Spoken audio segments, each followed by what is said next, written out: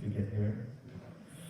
I want to talk about the new approach to keratoconus. Keratoconus has always been a challenge in ophthalmology in terms of treatment and diagnosis. The history says is that the first time a German professor, Soheil Adib-Moghaddam, has described the keratoconus as a staphyloma diaphanum. It was followed by British physician John Nottingham, which gave the name of conical cornea to the condition, and in 1859 William Bowman used the ophthalmoscope to observe the keratoconus.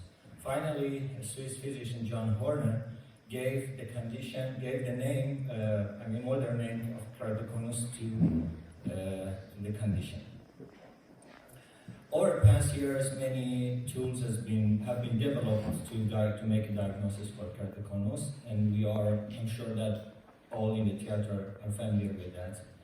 I mean, Pentacam, Galilei, and Sirius, and many others. But in summary, all these devices are using a similar and same principle to make a diagnosis, and they are giving the constant coefficient to the parameters, and so they can make a diagnosis. So in principle they are same, they are one. Artificial intelligence is a big game changer in our time, and if we want to take a very fast look at the artificial intelligence, it shows it has two main branches. The first one is machine learning, the other one is deep learning. And in machine learning, we extract the features and give to the machine, and machine starts to learn. While in deep learning, the machine itself starts to extract the parameters and to learn by itself. It's more sophisticated. It's a multi-layer. It's a kind of imitation of how the brain functions. The point that I would like to mention here is overfitting. Overfitting is a pitfall for deep learning, and we can say it's a tendency of the system toward the samples were given to the machine in terms to learn and give the results, and it reflects through the extreme values of sensitivity and specificity.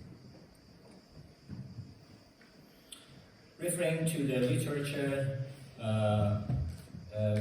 we could find out that 3 published studies were done in 2021, and as you see in the method, they have explored different approaches in artificial intelligence, and some of them are linear, non-linear, and I don't want to get into details because it's a little bit distracting maybe.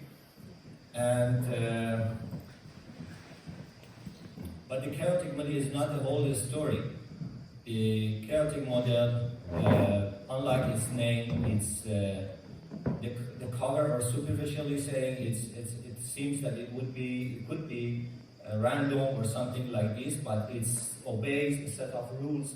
It uses a set of rules in terms to form the patterns. Mr. Henry Poincaré, a French scientist, described introduced this model for the first time, along with the others that they extended the subject. And many studies have been done in medicine, but not in ophthalmology. We are the first group in Universal Council of Ophthalmology. We started this approach. We use this approach in chaotic model. And if I want to make it brief, you can see that they are using, in the first one, they are using the linear classification with deep learning. In the second group, they classified machine learning and linear analysis, and part 2 was random forest, which is a nonlinear approach to the cases. And also in the third one, you can see the overfitting in red, that it shows that you have the extreme results which is not compatible or adaptable to the other groups. It's just about this specific study has been done. So it couldn't be adapted to other groups or other studies. And our approach, the end, is the keratoconus model. You see the results, our results are comparable and reasonable. And the device that we did study, and it's serious. I would like to conclude this way, that the keratoconus model can be performed, can perform individual and group analysis to get new parameters and coefficients, and avoid overfitting in order to predict the keratoconus and predict the changes over the time. Ευχαριστώ.